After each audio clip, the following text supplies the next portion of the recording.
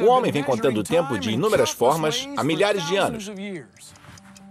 Desenrole seus mapas celestes e comece a içar as velas, porque é hora de navegar nas grandes invenções do campo da exploração. Vamos começar com um relógio e uma bússola, duas ferramentas engenhosas que ajudam a nos orientar no tempo e no espaço. Depois vamos mergulhar com submarinos. Exploramos nosso interior com as radiografias e as partículas que formam tudo no universo. Por fim, olhamos para a Lua e além, por meio de telescópios e lentes de alguns dos viajantes espaciais mais ambiciosos. Ou o meu relógio quebrou, ou o Sol está se movendo mais rápido hoje. Só sei que estamos atrasados. Vejo você no laboratório. Uau! Fique atento às atividades propostas.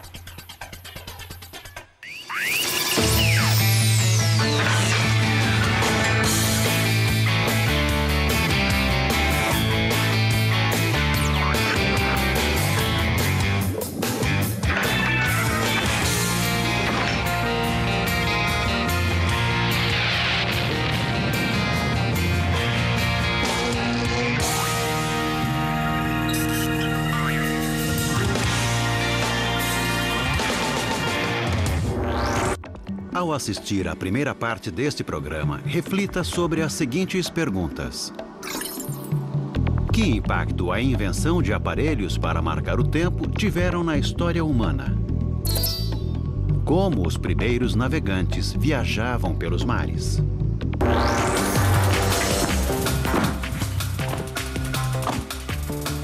Tenho uma pergunta para você. O que é invisível e mesmo assim é medido a cada segundo? Se você disse tempo, acertou. O homem vem medindo essa coisa invisível e sempre presente do universo há milhares de anos. Para fazer cálculos apurados, os primeiros aparelhos dependiam do céu claro. Não é difícil imaginar que a invenção do relógio mecânico inspirou o coro quase universal. Já era a hora.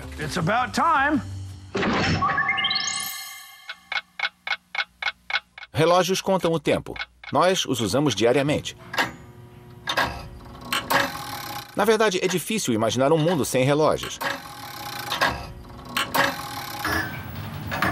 A invenção do relógio melhorou nossa capacidade de explorar e coordenar nossas atividades.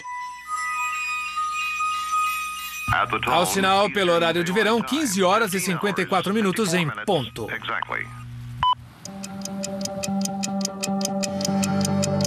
A capacidade de medir o tempo mudou imensamente nossa maneira de viver. É impossível dizer de quantas maneiras dependemos dos aparelhos que medem o tempo. Horários de trem, de voos, programação de TV, mercado de capitais, indústrias, manobras militares,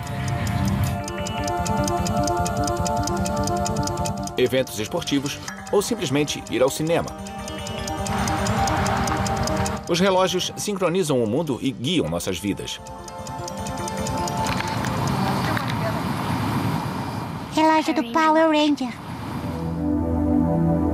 Os egípcios inventaram um relógio baseado no movimento do Sol. Um alto obelisco projetava uma sombra que se movia de acordo com o Sol. A sombra indicava a hora do dia. Mas como os egípcios sabiam a hora quando não estavam perto do obelisco? Por volta de 1500 a.C., eles inventaram um relógio de sol portátil. Eles apontavam um bastão em forma de L em direção ao sol para produzir uma sombra. A posição da sombra indicava a hora. O relógio de sol tinha limitações. Só funcionava durante o dia e se o céu estivesse limpo. Os chineses também observaram o céu, particularmente estrelas e planetas. Eles achavam que as estrelas prediziam seus destinos, prevendo eventos felizes ou desastres, como fome e guerra. Rastrear o movimento das estrelas era fundamental para o funcionamento da sociedade. Os chineses queriam descobrir um jeito mais preciso de rastrear as estrelas. No hemisfério norte, os chineses antigos perceberam que todas as estrelas do céu giravam em torno de uma estrela, a estrela polar ou estrela do norte. Como sua posição era fixa, os chineses usaram a estrela polar para mapear a localização de todas as outras estrelas.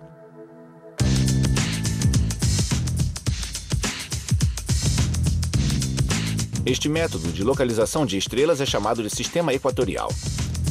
Uma esfera armilar mede as posições da Lua, dos planetas e das estrelas.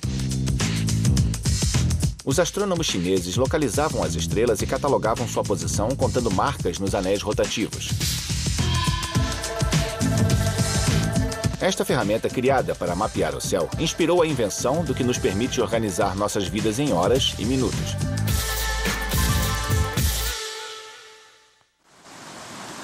Quando os primeiros astrônomos chineses olharam para o céu noturno, eles perceberam que as estrelas se moviam como um rio que flui.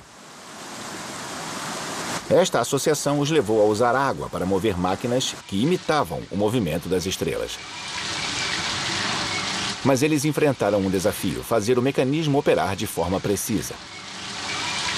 O matemático e astrônomo Su Sung resolveu o problema por volta de 1088 com um dispositivo hoje conhecido como escape mecânico.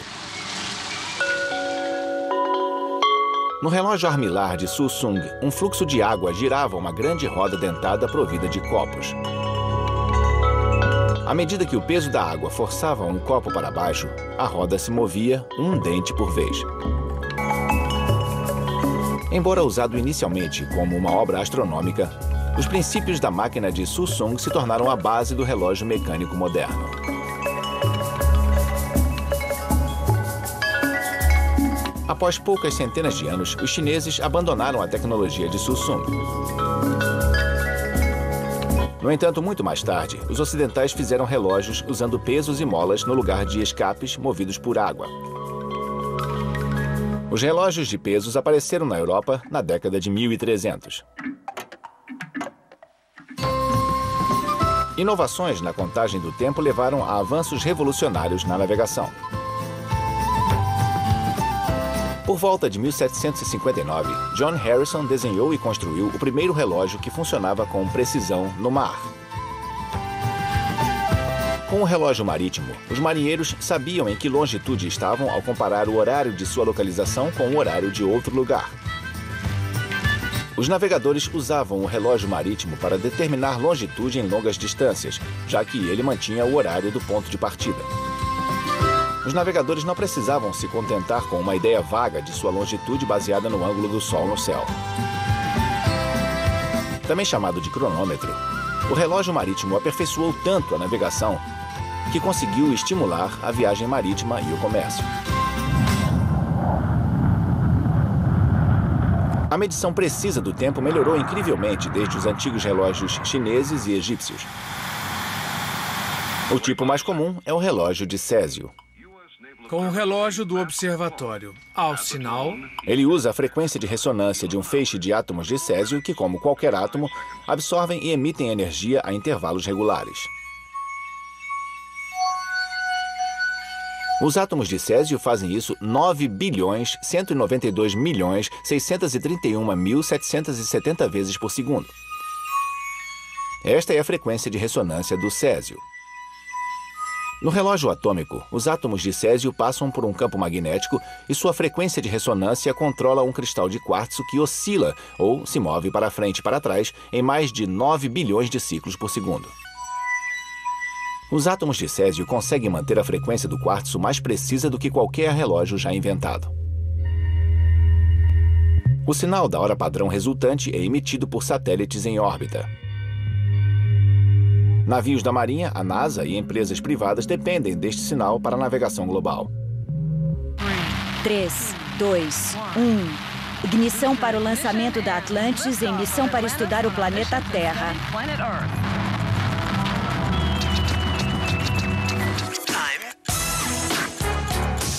A viagem espacial é só uma das coisas em que o relógio é usado.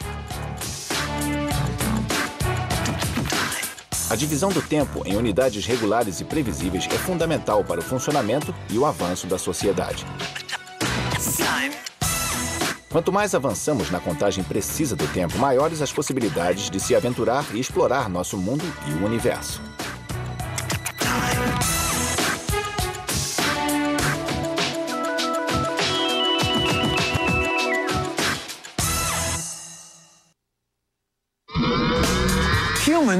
O homem tem uma curiosidade natural para explorar. É fácil sair andando por aí, mas encontrar o caminho de volta nem sempre é fácil. Alguns animais, como cães e pombos-correio, têm uma habilidade inata para encontrar o caminho de volta. O ser humano precisa de ajuda e rastros de pão nem sempre funcionam. Então ele inventou bússolas e sistemas de posicionamento global. Os primeiros navegadores usavam o Sol, a Lua e as estrelas, superando ventos e acidentes geográficos para encontrar seu caminho. Mas a navegação nem sempre foi confiável. Tanto o céu nublado quanto o tempo ruim podiam reduzir significativamente a visibilidade.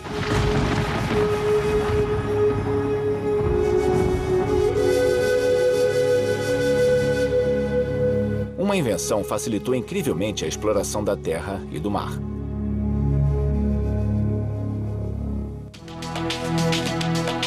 Ela começou no século IV com uma descoberta dos chineses. Eles descobriram a pedra ímã, ou ímã natural, um tipo de rocha que parecia ter estranhos poderes.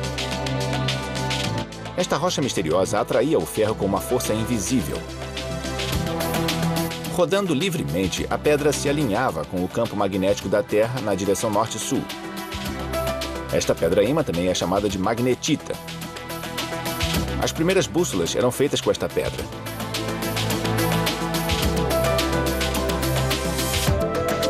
As primeiras bússolas de pedra ímã precisavam ser refinadas antes de serem usadas no mar, já que mesmo ventos leves podiam causar um grande desvio.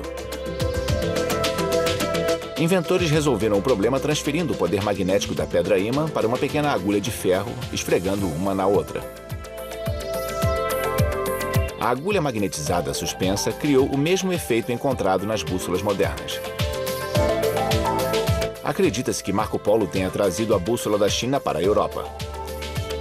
Mas outros inventores também receberam o crédito pela invenção. O cientista francês Petrus Peregrinus descobriu a bússola de maneira independente dos chineses na década de 1200. A exploração do mundo nunca mais foi a mesma. As bússolas ainda são ferramentas fundamentais na navegação.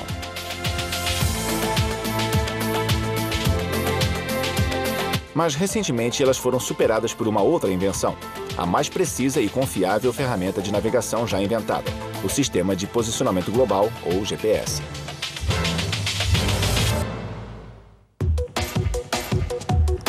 O Departamento de Defesa americano e Ivan Goering inventaram o GPS no começo da década de 1970. O sistema consiste de um anel de 27 satélites movidos à energia solar que circundam a Terra em uma órbita sincronizada. Num dado instante, em qualquer lugar da Terra, pelo menos 4 satélites são visíveis para qualquer receptor de GPS. Os sinais dos satélites chegam com uma pequena diferença, dependendo da distância exata dos satélites até o receptor. Os tempos indicam as distâncias e as distâncias apontam a localização do receptor. O princípio matemático da triangulação calcula a localização exata. Chame a distância da localização do receptor até o satélite 1 de raio 1. Desenhe um círculo com este raio em torno do satélite 1. Agora pegue a distância da mesma localização até o satélite 2 e a chame de raio 2, fazendo um círculo com o raio da distância em torno do satélite 2. Estes dois círculos vão se cruzar em 2 pontos. Um destes pontos é a posição do receptor. Para saber qual dos dois é, pegue a distância do receptor até o satélite 3, que é o raio 3, e trace um círculo em torno do satélite 3. Estes 3 círculos vão se cruzar em um único ponto. O uso da tecnologia GPS expande-se rapidamente a cada dia.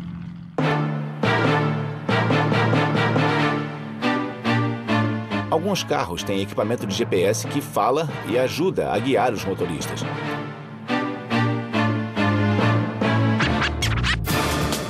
GPS de mão ajudam a achar o caminho em trilhas. Ele é usado para indicar a posição dos trens, ajudando a evitar colisões.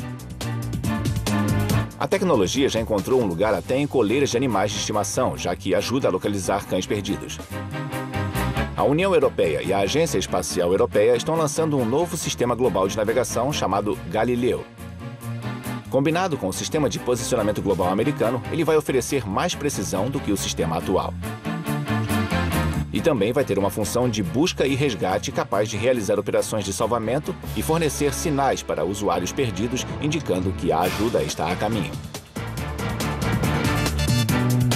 A tecnologia GPS pode nos mostrar onde estamos, mas seu potencial real tem a ver com para onde ela nos levará no futuro.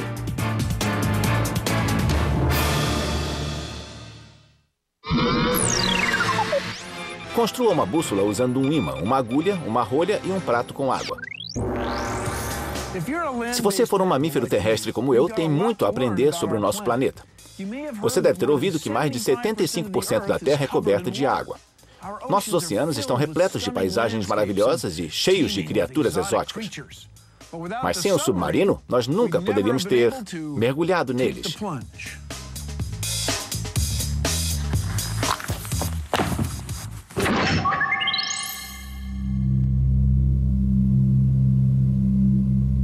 O que você acha de ficar confinado em uma pequena embarcação para penetrar no frio congelante, em lugares escuros, em muitos aspectos mais perigosos do que o espaço sideral? É assim que é estar a bordo de um submarino. Foram necessários séculos para se desenvolver um barco que funcionasse debaixo d'água. A guerra acabou estimulando a construção dos submarinos, assim como a curiosidade humana e o desejo de conhecer mais sobre o mundo do fundo do mar. Ainda assim, foram explorados menos de 10% deste labirinto do fundo do mar. Em 1580, o matemático britânico e oficial da Marinha William Bourne descreveu pela primeira vez os princípios da tecnologia dos submarinos. Ele explicou que um barco flutua porque desloca seu peso na água. Para submergir um barco, seria preciso fazê-lo mais pesado do que a água que ele desloca. Outro inventor, o americano David Bushnell, teve um modesto sucesso em 1776 com seu projeto chamado Tartaruga. O submarino de formato oval, movido a manivelas e com um complexo sistema de válvulas e bombas, tentou, mas não conseguiu afundar um navio britânico durante a Guerra pela Independência dos Estados Unidos. Mas ele foi o primeiro submarino capaz de fazer movimentos independentes debaixo d'água. Horace Lawson Hunley e um grupo de soldados confederados construíram um submarino mais eficaz durante a Guerra Civil. O HL Hunley era movido pela força humana e afundou um navio da União com um torpedo em 1864. Achar o combustível ideal para quando o submarino estivesse submerso sempre foi difícil. Um grande avanço veio em 1900. Um professor de Nova Jersey chamado John Holland fez um submarino híbrido. A gasolina o movia na superfície, mas debaixo d'água a propulsão era feita por baterias. Motores a combustão precisam de ar, mas as baterias não. Este conceito trouxe a solução que ainda move muitos submergíveis e embarcações que exploram áreas submersas.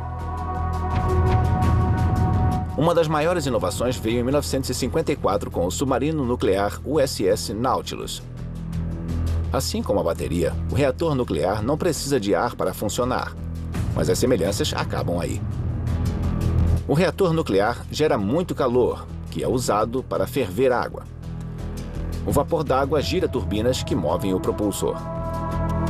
As turbinas também geram eletricidade suficiente para a hidrólise, um processo que quebra as moléculas da água gerando hidrogênio e oxigênio e fornece oxigênio para a tripulação.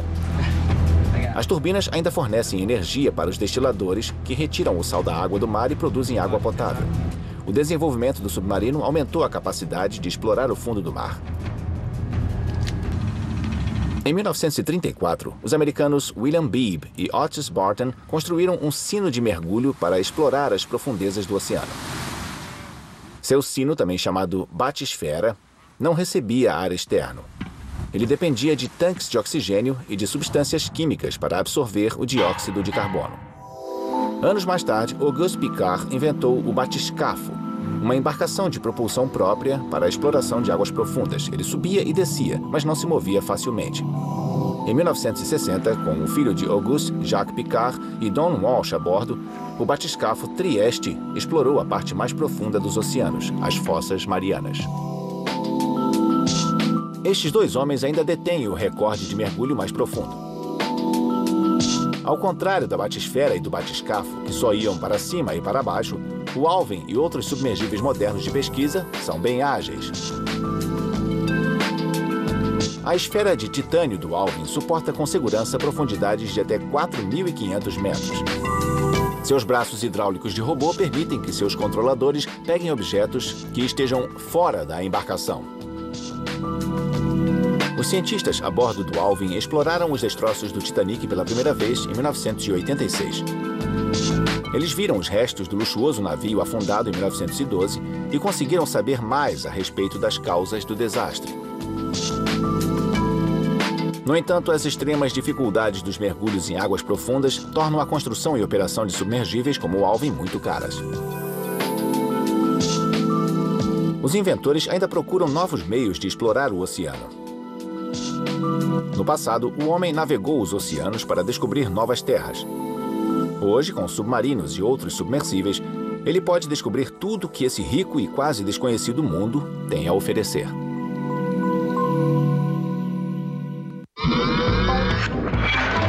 Explorar os oceanos pode ser um trabalho perigoso.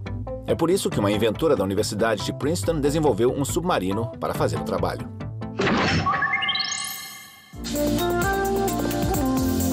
Estes são os robôs. Nós os vemos em fábricas, laboratórios, filmes de ficção científica e feiras de alta tecnologia. Eles também são encontrados debaixo d'água.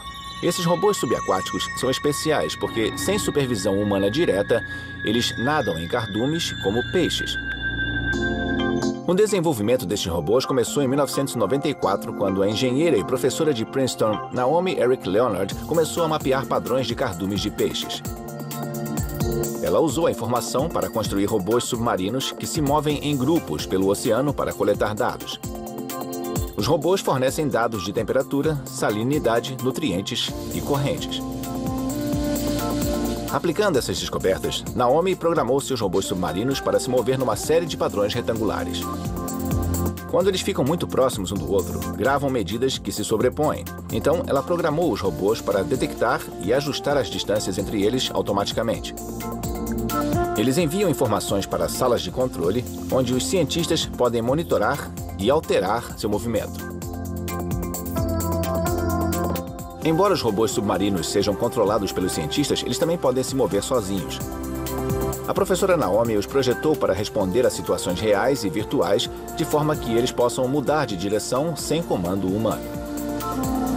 As descobertas da professora Naomi podem levar ao desenvolvimento de frotas de robôs que ajudem a prever as condições do oceano, proteger a vida marinha ameaçada, rastrear derramamentos de óleo e guiar operações militares no mar.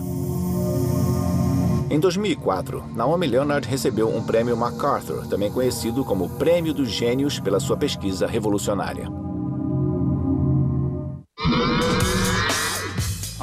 Olá. Explorar não é só andar pela terra ou pelo mar. Você pode explorar ficando sentado, observando. Para cima e para baixo, ao redor. O poder da observação não pode ser descartado. Ferramentas úteis como esse telescópio de refração levam nosso olhar a lugares para onde nunca iremos. Mas você pode ver daqui.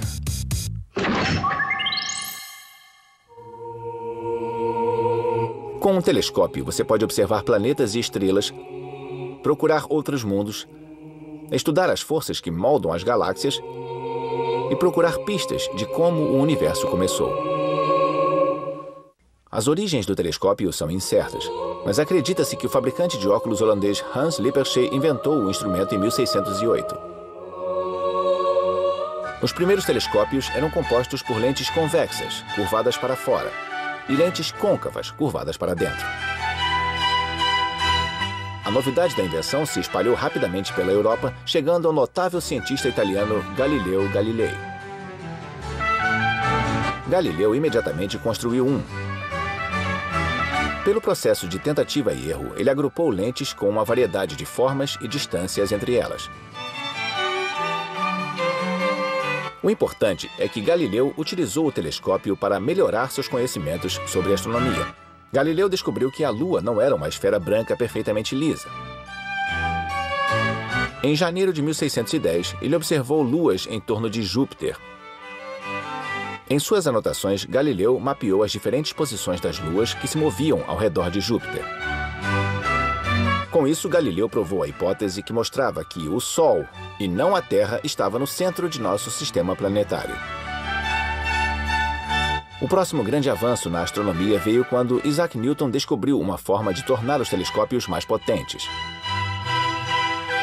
Em seu livro Optics, ele explica que o telescópio feito com espelhos curvos no lugar de lentes pode focalizar um ponto específico com mais clareza, o que resulta em uma imagem muito mais nítida. A aplicação desta teoria gerou o que se acredita ser o primeiro telescópio de reflexão.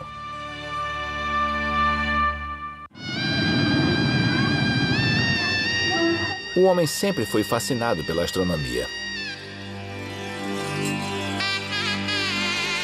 Observatórios foram construídos por muitas civilizações para admirar o céu noturno.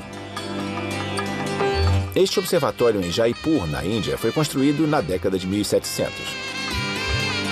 As formas arquitetônicas de rocha e cimento funcionam como instrumentos astronômicos. Observatórios modernos geralmente têm um ou mais telescópios permanentes montados. O observatório W.M. Keck, no topo de Mauna Kea, no Havaí, aloja os 2 maiores telescópios ópticos do mundo. Em um telescópio óptico, um espelho ligeiramente côncavo coleta e concentra a luz das estrelas. Quanto maior o espelho, mais detalhes são detectados. O telescópio Hale, construído na década de 1940, tem um espelho de quase 5 metros de diâmetro, que pesa 15 toneladas e meia.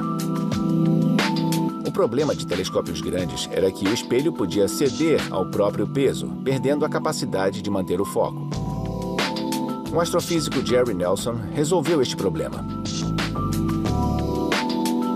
Ele uniu 35 espelhos hexagonais, cada um com 1,80 m, funcionando como um enorme espelho de 10 metros de diâmetro. A tecnologia usada no telescópio do Observatório Keck talvez seja a mais avançada do mundo.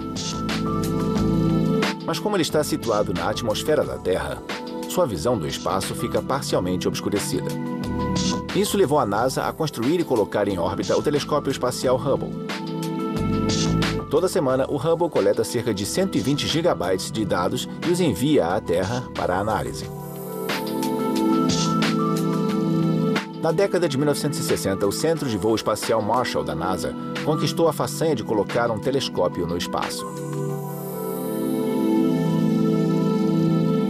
A solução reside em um minúsculo chip de silício chamado CCD, ou dispositivo de carga acoplada. O inventor Morley Bloch descobriu uma forma de incorporar um CCD ao projeto de um telescópio. CCDs são circuitos eletrônicos compostos por pixels, que são elementos minúsculos sensíveis à luz. Quando reunidos, os pixels lembram uma rede numa tela.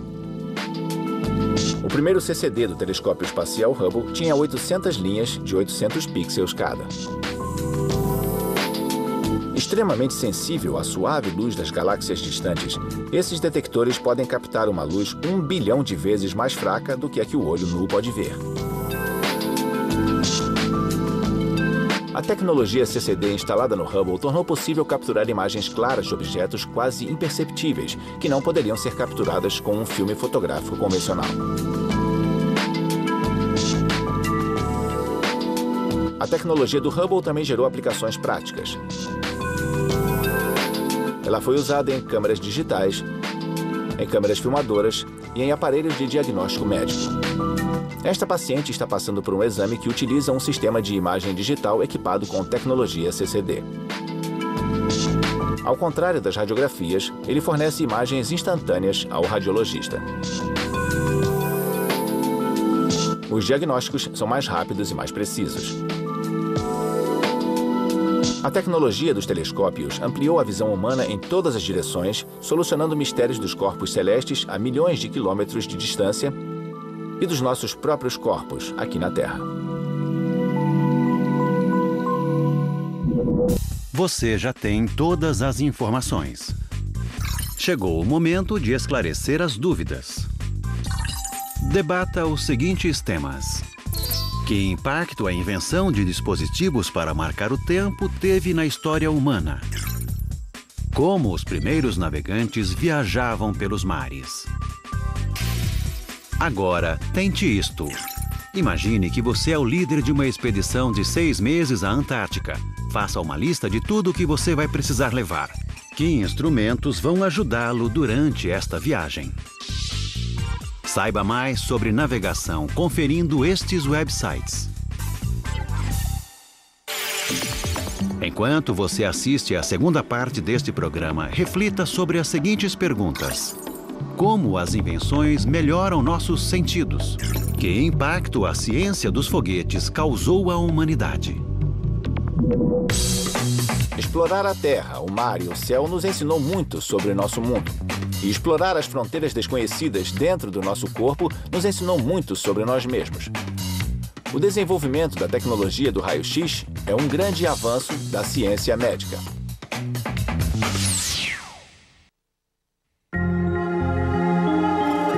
Na época de sua descoberta, as radiografias abalaram médicos e pacientes. Parecia impossível enxergar através da matéria sólida. O que parecia tão incrível, hoje é corriqueiro. Por exemplo, a segurança usa raio-x para rastrear e detectar armas escondidas em bagagens. Os cientistas usam raio-x para diferentes propósitos. Arqueólogos usam raio-x para determinar a composição de artefatos antigos. Os médicos usam raio-x para diagnosticar ossos fraturados e doenças. Uma exposição de microsegundos ao raio-x pode gerar imagens de ossos e dentes, assim como imagens do coração em ação. A imagem de raio-x trilhou um longo caminho desde sua invenção em 1895. Antes da invenção da máquina de raio-x, os médicos tinham que fazer seus diagnósticos com base no que viam do lado de fora do corpo. Como este método os limitava bastante, muitas vezes os médicos decidiam realizar cirurgias exploratórias para fazer um diagnóstico.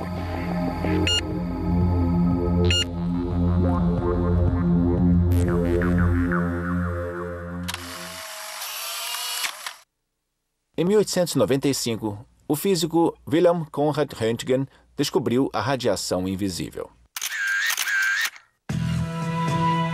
Ele chamou sua descoberta revolucionária de raio-x. Röntgen percebeu que a radiação penetrava em sua mão e em 6 semanas ele conseguiu descobrir como produzir imagens de raio-x. Röntgen fez radiografias de sua própria mão. Ele também fez imagens da mão de sua esposa. Seus ossos e anel de casamento são visíveis porque absorvem mais radiação do que pele e músculos. Sua descoberta provocou uma empolgação imediata. Os médicos da Europa e Estados Unidos passaram a ter seus próprios equipamentos de raio-x. Trabalhar com ele era perigoso para pacientes e médicos que recebiam doses de radiação que prejudicavam os órgãos e tecidos internos. Mas no começo, os médicos não sabiam disso. Os cabos das primeiras máquinas ficavam expostos e provocavam choques elétricos.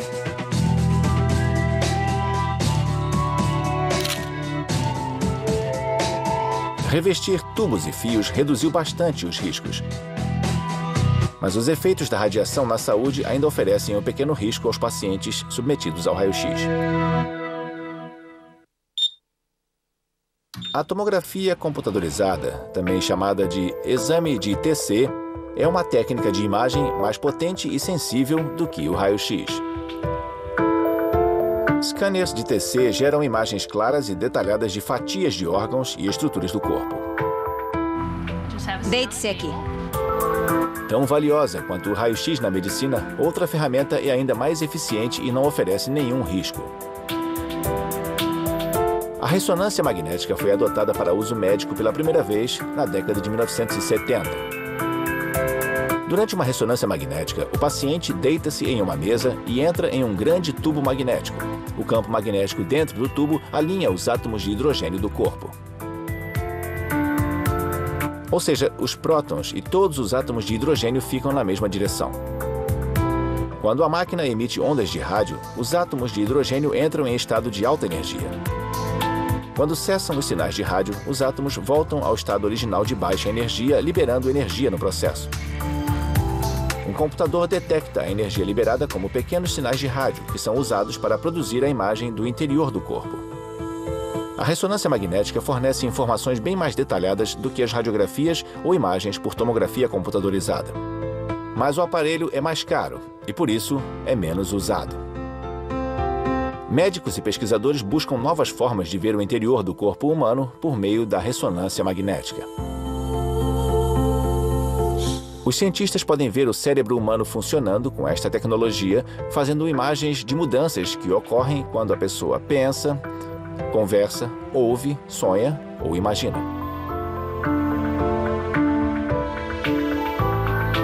Inovações tecnológicas nos computadores significam que as ressonâncias podem fornecer imagens tridimensionais de órgãos do corpo. Embora o olho humano não possa ver através das roupas ou da pele, o raio-x e os aparelhos de ressonância magnética permitem que os médicos enxerguem o interior do corpo humano. Esta tecnologia poderosa apresenta possibilidades sem fim para a cura e para outras áreas de pesquisa.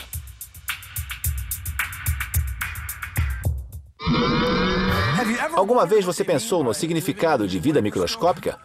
Elas são invisíveis a olho nu e até menores do que os átomos. São os objetos dos quais é feita toda a matéria, as partículas subatômicas. Para dar uma olhada em objetos menores do que bactérias, o homem inventou máquinas enormes.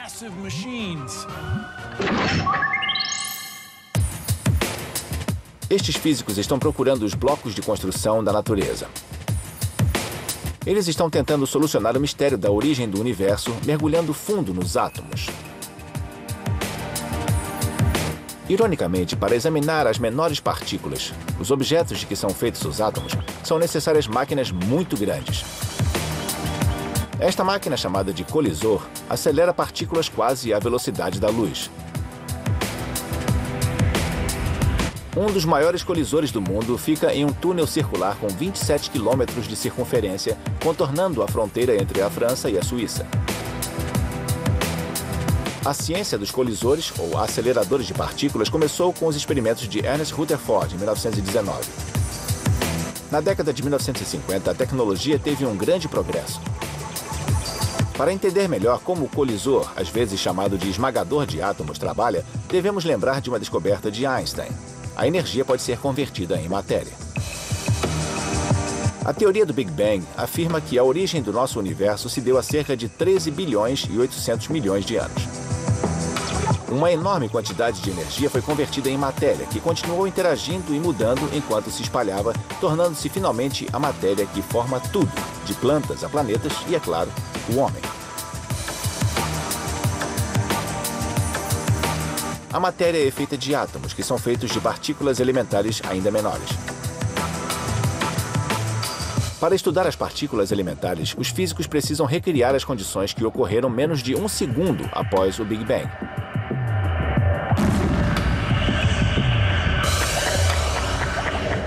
Basicamente, o colisor ajuda a criar mini Big Bangs.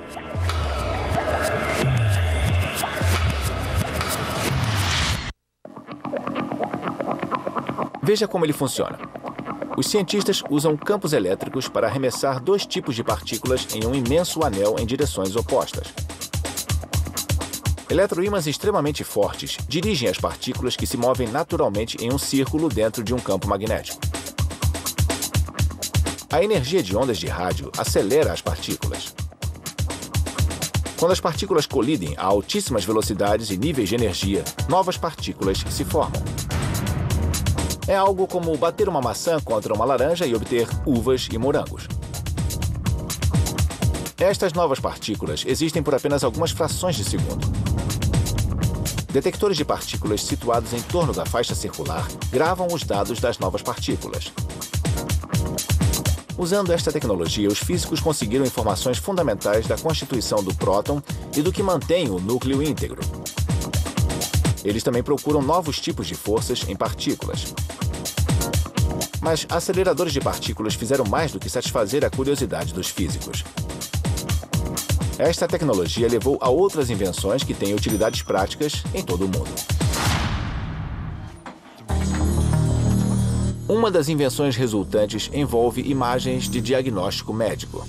Radiofármacos são substâncias radioativas injetadas no corpo para se obter imagens. A substância radioativa fica em um órgão ou em uma área específica no corpo do paciente. Os médicos usam a tomografia por emissão de pósitrons, que enxergam a radiação e a forma do órgão para ajudar no diagnóstico. A radioterapia contra o câncer ou tratamento por radiação é outro resultado prático da tecnologia do acelerador de partículas. Em vez de fazer uma cirurgia, os médicos usam pequenas partículas radioativas para remover o DNA que faz as células cancerosas se multiplicar. Esmagando e estudando os átomos, os cientistas respondem a perguntas sobre os mistérios do universo. Eles aprendem não só sobre o início da vida, mas também salvam vidas.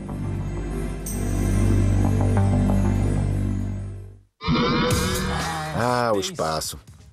Talvez nenhum outro destino tenha atraído mais a imaginação do que o cosmos infinito. Há poucas décadas, a viagem no espaço não era nada além de ficção científica. O problema era que, depois de ver a Lua, planetas e estrelas, queríamos alcançá-los.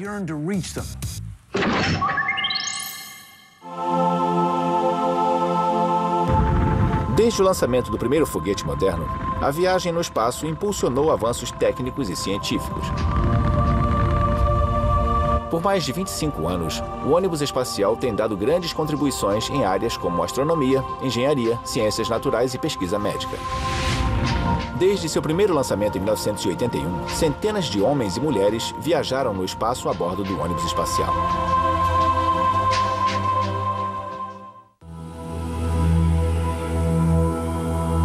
O desenvolvimento da tecnologia dos primeiros foguetes tornou isso possível. Provavelmente, antes do ano 300, os chineses tenham começado a testar ingredientes com propósitos médicos. Quando eles misturaram carvão, enxofre e nitrato de potássio no fogo, acidentalmente inventaram a pólvora. Depois, ela seria usada em um foguete.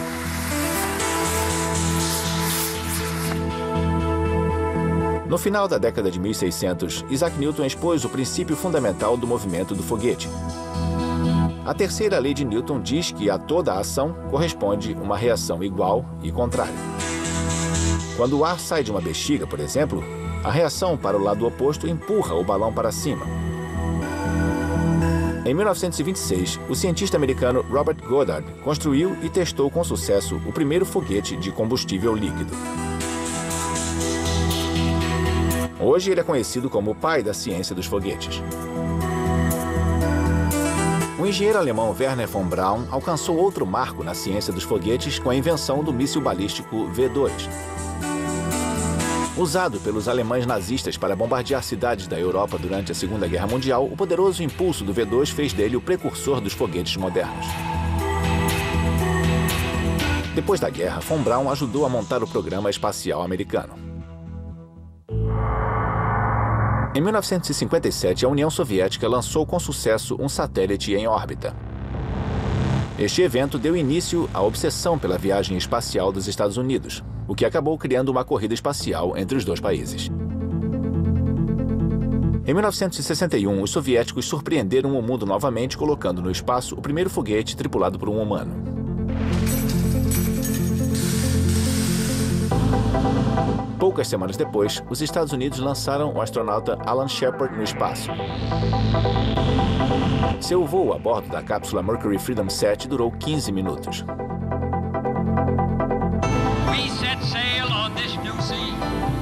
O presidente Kennedy determinou que os Estados Unidos deveriam ser os primeiros a colocar um astronauta na Lua.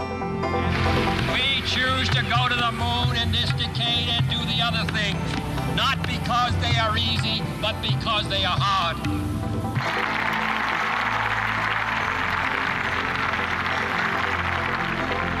A Apollo 11 foi lançada em 1969, levando os astronautas Neil Armstrong, Michael Collins e Edwin Buzz Aldrin à Lua. 2 dos astronautas caminharam em sua superfície. Era a primeira vez que um homem caminhava em um corpo celeste que não fosse a Terra. Ainda sob os efeitos do sucesso da caminhada na Lua, a NASA anunciou seu grande projeto seguinte, uma viagem tripulada a Marte.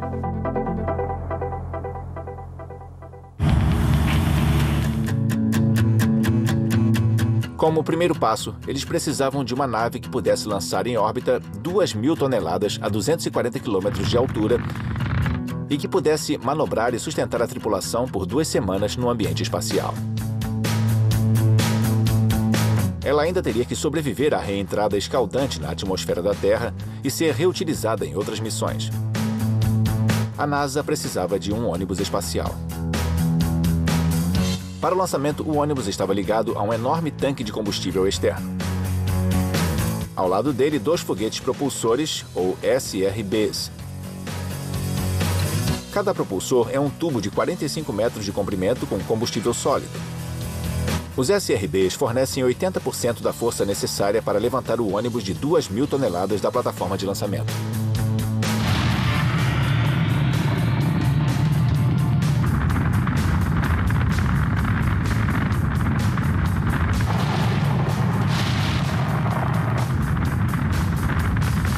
Três enormes motores colocam o veículo em órbita.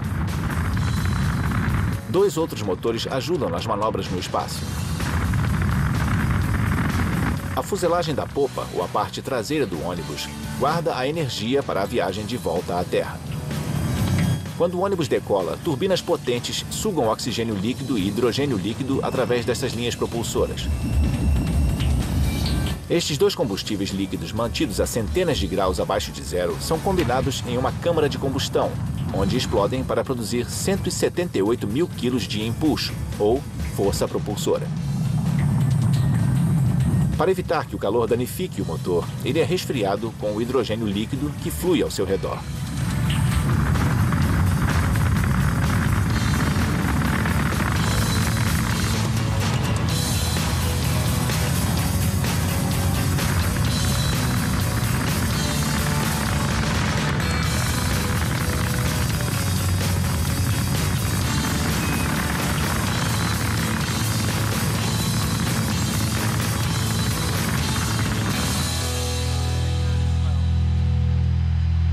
O ônibus espacial pode desempenhar diferentes tarefas dependendo da missão. Ele coloca satélites em órbita, presta serviço, ajuda a construir a Estação Espacial Internacional e realiza experimentos científicos. Nova e mais eficiente, a nave espacial chamada de Veículo de Exploração Tripulado, ou CEV, substitui o ônibus espacial. O primeiro deles é a cápsula Orion, programada para ser lançada em 2014. A Orion é similar ao velho modelo Apollo, mas é maior, mais versátil e tem tecnologia mais avançada.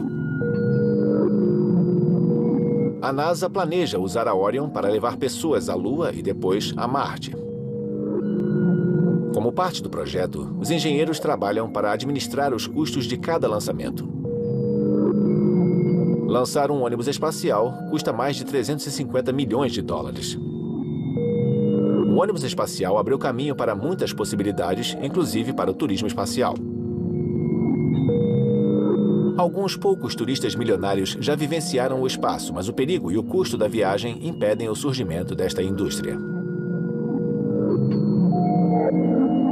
Com novos e melhores veículos de exploração espacial preparando-se para decolar, as férias espaciais podem fazer parte do nosso futuro. E as colônias lunares podem um dia se tornar realidade.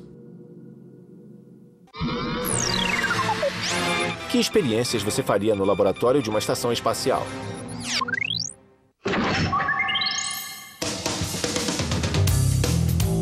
É hora de Antes que você saiba, em que vamos cruzar os limites da tecnologia e espiar o futuro da invenção. Nós enviamos estudantes à feira Next Fest em Nova York para testemunhar e experimentar algumas tecnologias emergentes. Na Next Fest, as empresas expõem tecnologias que estão transformando nosso mundo. Hoje estamos conferindo os avanços no campo da exploração, incluindo o aerobarco submergível, também conhecido como golfinho biônico. E você andou nele, não é? Claro. Esse é o terceiro protótipo. O primeiro deles foi pioneiro em voar debaixo d'água em 1992. Eles podem parecer golfinhos, mas foram projetados com base nos pinguins e nadam como eles debaixo d'água. Esse aqui vai fazer cerca de 160 km por hora na superfície e 72 km por hora debaixo d'água. Ele pode fazer curvas, girar e saltar 6 metros acima da água. Eles não operam como um barco normal, eles operam mais como um avião. Tem um joystick e pedais de leme. É como se a gente pilotasse em um videogame. É muito legal.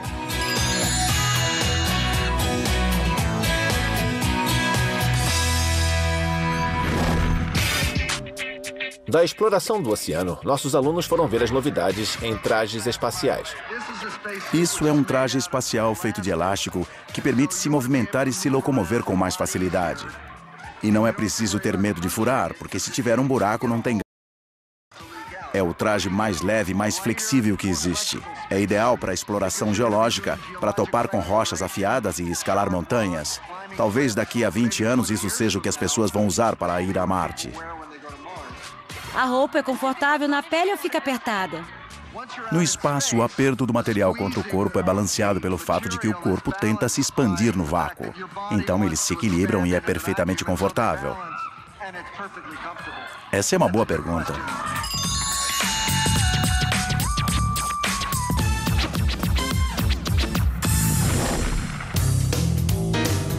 Isso conclui esta edição de Antes que Você Saiba. Eu sou o Bill Nye e voltaremos com outra edição Antes que Você Saiba.